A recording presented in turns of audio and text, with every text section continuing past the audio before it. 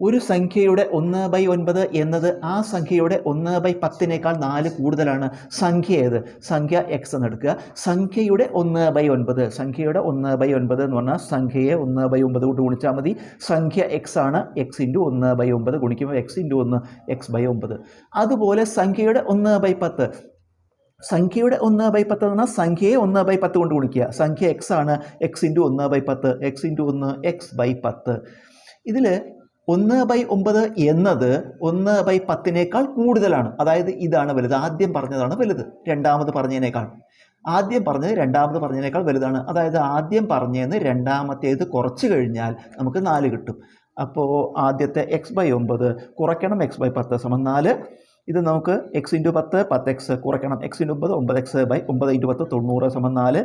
ഇത് കുറയ്ക്കുമ്പോൾ 1x/90 = 4. x = 90/90 അങ്ങ് എടുക്കുമ്പോൾ ഇൻറ്റു 90 ആവും. x = 4 × 90 360. സംഖ്യ = 360.